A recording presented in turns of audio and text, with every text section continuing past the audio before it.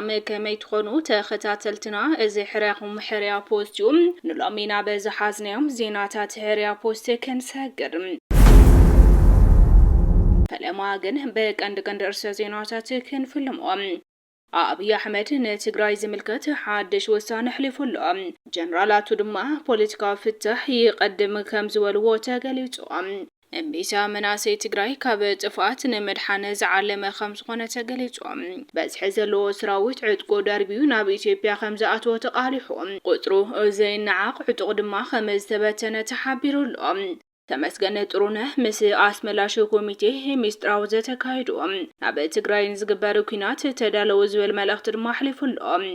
ኣብ ኢትዮጵያ ሓደ መራሒ ምልሻ ተዓፊኑ ከም ዝተወሰደ ተገሊጾም ሰራዊት አሜሪካ ኣብ ልዕሊ ወታደራዊ ትካላት መጥቃዕቲ ኣካይድሎ ዝብሉን ካልኦት ሓድሽ ሓበሬታታት ሒዝናልኩም ቀሪብና ኣለና አብይ አሕመድ ንትግራይ ዝምልከት ሓድሽ ውሳነ ሕሊፉሎ ጀነራላቱ ድማ ፖለቲካዊ ፍትሕ ይቀድም ከም ዝበልዎ ተገሊጹ በመሰረት ምስ መንግስት ፌደራል ቅርበት ዘለዎም ወገናት ከም ዘረጋገጽናዮም አብይ አሕመድ ምስ ሓደ ጉጅለ ናይ መከላከያ ሓለፍትን ጀነራላትን ተወለቱ ኦሮሚያ ዕፁ አኺባ ብምክያድ ኣብ ልዕሊ ትግራይ በድሮንን ነፈርትን ዝተሓገዘ ወታደራዊ ስጉምቲ ንምውሳድ ዝዓለመ ዘተ ከም ዘካየደ ተገሊጹ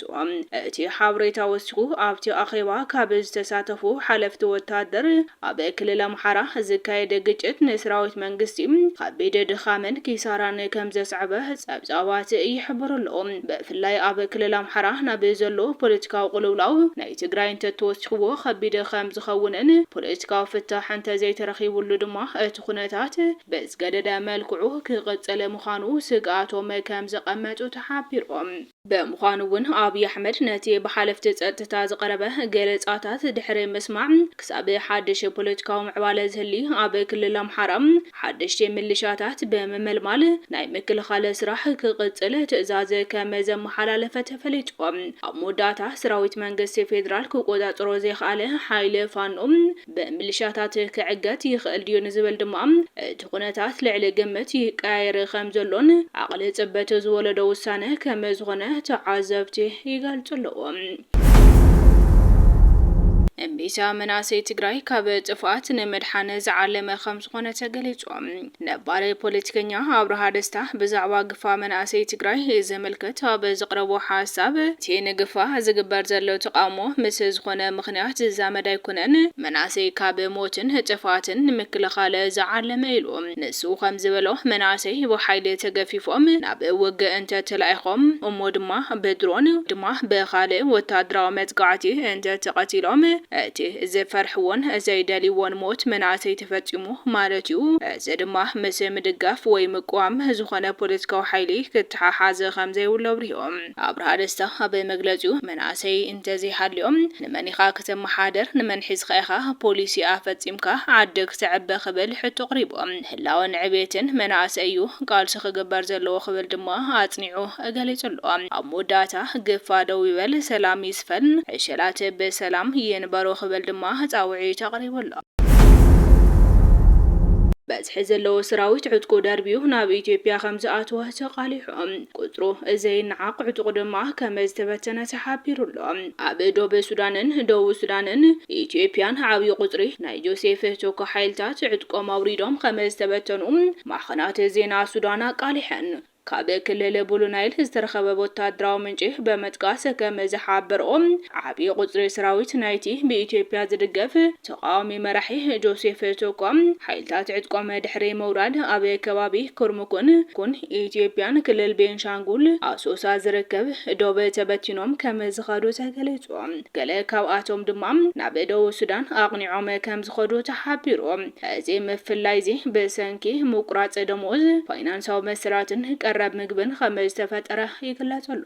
እተን ማዕኸናት ዜና ወሲኽን ኣብ ልዕሊ ህዝባዊ ምንቅስቓስ ሰሜን ሱዳን ክንፊ ኣልሂሉ ዝተፈለየ ክስተታት ክቐርብ ከም ዝጸንሐ ዝፍለጥ እዩ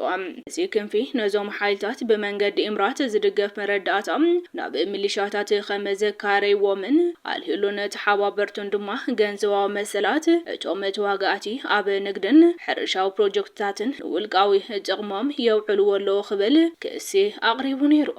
بتوسخي لعل 600 كابتو متواقعتي وصا زيغاتات كم زخونو تغليصو እዚ ድማ ኣዝዩ ዝሕዝን ኩነታት ምዃኑ ይሕብር ተመስገነ ጥሩነህ ምስ ኣስመላሽ ኮሚቴ ሚስጥራዊ ዘተካሂዶም ናብ ትግራይ ንዝግበረው ኩናት ተዳለው ዝብል መልእኽቲ ድማ ሓሊፈሉ ምክትል ቀዳማይ ሚኒስትር ኢትዮጵያ ኣይተ ተመስገነ ጥሩነህ በሸመ ፕሮጀክት ኮሪደር ልምዓት ኣብ ከተማ ወልዲያ ተረኺቡ ምስ ራያ ኣስመላሽ ኮሚቴን ወልቃይት ኣስመላሽ ኮሚቴን ዝተባሃለው ጉጅለታት ሚስጥራዊ ዘተኸም ዘካይደ ተገሊጹ ኣብቲ ኣኼባ ብዛዕባ መንነትን ዶብነ ዝምልከት ሕቶታት ናይ ራያን ወልቃይትን ከምኡውን ናይ ሓባር ህልውና ደጋ ምክልኻል ቃል ኪዳን ኣብ ዝበለ ሰነድ خمس ተመያየጡ ንምፍላጥ ተኻይደሉ ከምቲ ዝተረኸበ ሓበሬታ ኣይተ ተመስገነ ጥሩነህ ነቶም ተሳተፍቲ ኣብ ቀረባ እዋን ኣብ ትግራይ ዘሎ ሓይሊ ንምውጋድ ዝግበር ወፍሪ ብሓባር ክሰርሑ መልእኽቲ ኣሕሊፉ ከም ዘሎ ይግለጽ እቶም ሓይልታት እውን ምስ ጥምረት ሓይሊ ክልል ኣምሓራ በመትሕዋር ወገእ ድልውነት ክገብሩ መምርሒ ከም ዝሃቦም ተገሊጹ ድሕረት ኣኼባ ኣመሓዳሪ ወልቃይት ተባሂሉ ዝፍለጥ ኣይተ እሸቴ ደምለው ወልቃይት ጠገዴን ራያን በታሪክ በመከራን በሓበራው ተመክሮን ዝተኣሳሰሩ ህዝብታት እዮም መጻዕ ዕድሎም እውን ዘይፈላልይ ክበል ተዛሪቡሎም ኣብ ኢትዮጵያ ሓደ መራሒ ምልሻ ተዓፊኑ ከመዝ ተወሰደ ተቃሊሖም ኣብ ክልል ኣምሓራ ሰሜን ሸዋ ዝንቀሳቐስ ብኣሳምነው እዝ ዝፍለጥ ሓይሊ ፋኖ ከመዝ ገለጾም መካሻ ኣግደው ተባሂሉ ዝፍለጥ መራሒ ምልሻ ተታሒዙ ናብ ቁጥጥር ኣትዩ ከመዝ ዘሎ ተፈሊጦም እቲ እዚ ኣብ ዘውፅኦ መግለጺ ኣጼ ዘርአ ያዕቆብ ቀዳማይ ኮርፕረስ ናይ ነጎድጓደ ክፍለ ጦር ካልኣይ ሻለቃ ኣባላት ብዝፈጸምዎ ፍሉይ ኦፕሬሽን ኣብ ውሽጢ ከተማ ዘካይድዎ ቶክሲ እቲ መራሒ ምልሻ ምስ ሙሉዕጥቁ ከመዝ ተተሓዘ ተገሊጾም በተወሳኺ እውን እቲ ተልእኾ ብዓወት ከመዝ ተፈጸመ እቲ እዚ ኣፍሊጡሎም ሞዳታ ሰራዊት ኣሜሪካ ኣብ ልዕሊ ወታደራዊ ትካላት መጽጋዕ ተካይዶም ማእኸላይ ትእዛዝ ሕብራት መንግስታት ኣሜሪካን ወታደራዊ ሓይልታት ኣሜሪካ ኣብ ልዕሊ ወታደራዊ ዕላማታት ኢራን ዝተዋደደ መጽጋዕቲ ነፈርቲ ከመዘካይደ ፍሊጡሎም እቲ ስጉምቲ ዝተወሰደ ድሕረቲ ናይ ሰራዊት ኣሜሪካ AH-64 ሄሊኮፕተር ዝተማረኸትሉ ፍጻመ ምዃን ድማ ተፈሊጡ በመሰረት እቲ መግለጺ ነፈርቲ ውግእ ሓይሊ ኣየር ሓይሊ ባሕሪ ኣሜሪካ ኣብ ጥቃ استراتيجيكاዊ ወሽመጥ ሆርሙዝ ንዝርከቡ ስርዓታት ምክልኻል ኣየር ኢራን ናይ መሬት መቆጣጠሪ ጣብያታት ናይ ምክትታል ራዳራትን ኢላማ ዝገበረ መጽጋዕ ተካይደሉ ክፍሊ ምክልኻል ኣሜሪካ ፔንታጎን ብዛዕባ ዝተወሰደ ወታደራዊ ስጉምቲ ኣብ ዝሃቦ መግለጺ እቲ ስርሒት ኣብ ዝቀረበ እዋን ኣብ ልዕሊ ኣብቲ ዞባ ዝንቀሳቐሱ ሓይልታት ኣሜሪካን ኣህግራውያን ንግዳውያን መራኸብን ዝተፈጸመ መጽጋዕቲ ተመጣጣኒ ምላሽ ንምሃብ ምዃን ገለጾም ኣብዚ እዋን እዚ ኣብ ዞባ ወሽመጥ ዓረብ ዘሎ ወጥሪ ዳግማይ እናተልዓለ ብምምጹ ሰራዊት ኣሜሪካ ካብ ኢራን ዝፍጸም ተወሳኺ ወታደራዊ ስጉምቲ ብቁልጡፍ ምላሽ ንምሃብ ኣብ ልዑል ተጠንቀቕ ከም ዘሎ ተፈሊጡ زخبركم تخاتلتي حريا بوست لو مستدالو حدش تحابريتاتات نزوم تخاتلكموم يمسلوني روم اتسناي مكتالكم دما هرزينينا نمسجن سلام